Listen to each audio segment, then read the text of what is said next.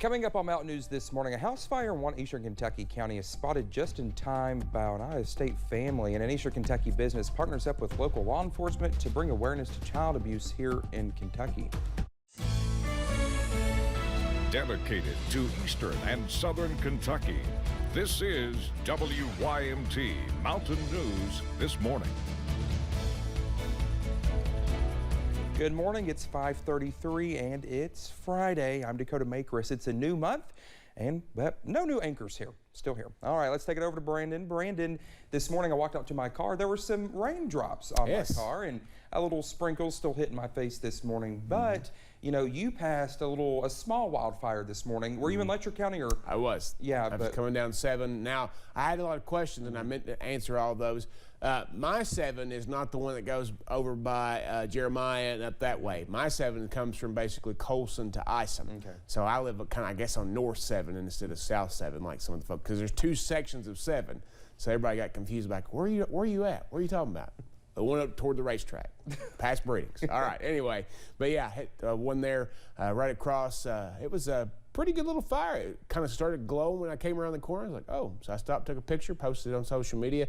But thankfully, the fire truck passed me and put it out pretty quickly up there. Let's get into the forecast this morning. Still a little bit of patchy rain out there, but for the most part, things are drying out there this morning. We're looking at US 119, US 23 over at Pikeville, and all quiet here as we start today. A little bit of traffic over there. Temperatures in the upper 30s and low 40s. Not a whole lot of difference. 36 our cool spot in Wise. 41 in Hazard, Logan, and Clintwood are warm spots this morning. Middlesboro, too, they're dropped down to 41. Just now notice that. All right, up to 52 today. I do think we'll see some stray chances for rain stick around for a little while, then some clouds, then clearing skies, some late-day sunshine, but it all depends on how fast those skies clear on what we'll get. We're forecasting 52. If the clouds stick around longer, might only get to right around 50. If the clouds move out faster, may get into the mid-50s. So we'll have to kind of see how it plays out. Sunrise this morning at 7:19, sunset at 7:56. Dakota?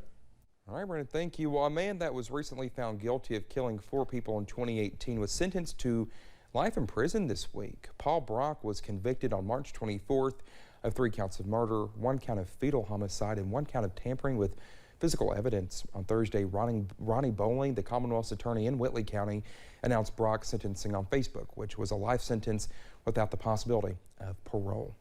And 7 years after the murder of a UK student, 3 suspects charged in the case pleaded guilty.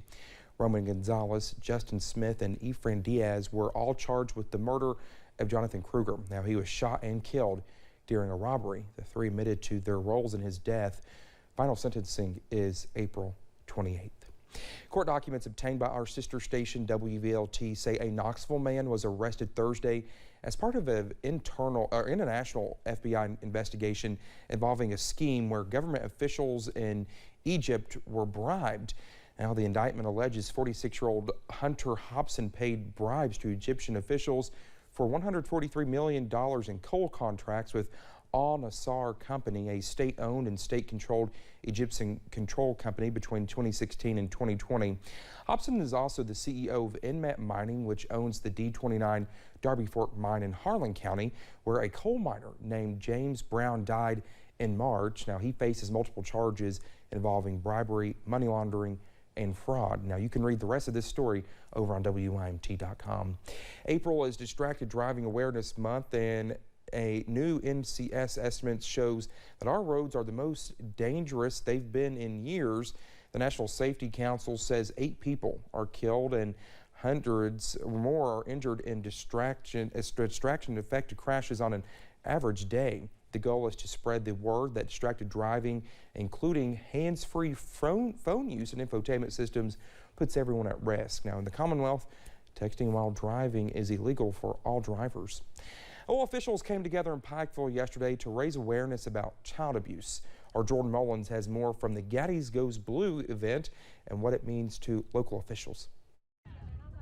April is Child Abuse Prevention and Awareness Month, and officials gathered at Mr. Gaddy's Pizza in Pikeville to kick off the month a bit early. Ultimately, the end of child abuse comes with prevention. And so Child Abuse Prevention Month brings awareness to the fact that this is a critical issue. The 6th annual Gaddies Goes Blue event is held to raise awareness on child abuse throughout the state. but abuse is present even in small communities in Pike County and surrounding areas. Some people may think that abuse doesn't exist in our small community, but it is absolutely here, and we want to get that out and get people educated so that we can prevent these atrocious acts from ever even happening. Helping those children who were abused or neglected see justice.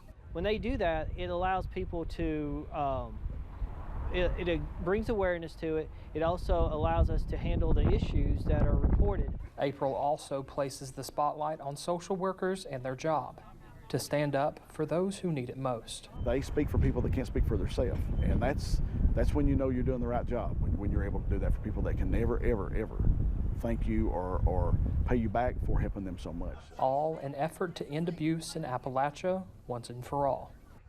In Pikeville, Jordan Mullins, WYMT Mountain News. Well, officials with the Kentucky Division of Protection and Primacy were also there and said there was around 20,000 cases of abuse or neglect in Kentucky in 2019 and nearly 400 in Pike County alone. And now if you are a witness to abuse or neglect, you can report it at 1-800-KY-SAFE-1 or by calling local police. Well, members of the Johnson County Fiscal Court hosted a First Responders Appreciation Night Thursday evening where they offered more than just thanks. Johnson County Judge Executive Mark McKenzie delivered opening remarks to an audience of first responders and the general public. All first responders in attendance were eligible for a variety of door prizes, and the Fiscal Court members announced $175,000 in funding for various emergency departments. A house fire in Johnson County was spotted and extinguished because of a family traveling to see loved ones before Easter. When the porch of a home on Whip or Will Road caught fire, the Swaineys stopped in their tracks to lend a hand, using nearby water to put out what they could and calling for help to get the W.R. Castle Fire Department on the scene. They also got the homeowner's attention, who was inside unaware of the flames. They say it was no coincidence that brought their family by the house at the right time. It was the recent death of their daughter, Eloise. If she was still alive, it might have been 3-4 months from now. We would have came down in the summer so she could meet Grandma and Grandpa, but it was yesterday. It was that day at that time because of what happened to us and what we're trying to do now. Well, they are currently embarking on a mission to take the road trip of a lifetime, sharing their story, traveling with Eloise. The Postal Service honored a Belfry contract driver, Jacqueline Joff, a Postmaster General hero for her actions helping a customer. In January, she discovered a customer had been in her home for 4 days without phone service or electricity. Well, with no way to call and the customer was unable to drive, the customer was trapped in her home with no heat. Temperatures at the time were well below freezing. Well, the postal worker checked on the customer and alerted Postmaster Kathy Howard, who reached out to the utility company for assistance. Well, Geoff then contacted the customer's family, who live out of town. She checked on the customer until the family arrived. Well, a new masterpiece in the city of Hyden as community members held a ribbon cutting yesterday for a new attraction. WYMT's Chaz Jenkins tells us about Van Gogh's Garden. Bringing some color to the community behind City Hall. I've always been a fan of Van Gogh and art in general, and when I first became mayor and we came here and eat lunch, I looked at it and I think, hey, that needs Van Gogh on that wall. Local artist Derek Lewis wasting no time, spending around 80 hours completing the piece. She mentioned the whole wall of Starry Nights, but I told her it would be too wide. And I told her, I was like, how about we just do a tribute to the artist? She said that she was completely fine with it, and she turned me loose. She gave me complete creative freedom. Hosting a ribbon cutting Wednesday to a crowd of more than 60 people. Picnic lunch for everybody that lived in town or anybody that wants to stop by and view the painting, and they eat lunch with us, and we had a pretty big crowd, and it was a very good day. It was humbling to say the least. Like, the support has been amazing. City officials say the mural has been a hit for community members. Good place for like prom pictures or any kind of pictures. People's been coming here taking pictures that I didn't even know, and I know about everybody in town. So, I was thinking, well, I don't know who they were, but we've got all kinds of hits on it and everything. Interested in doing more murals for the city. I would like to paint this whole town. I would paint the road if they let me. They give me the money and the paint, I'll do it. Art itself, we need art in these communities. Welcoming all to spend time in Van Gogh's Garden.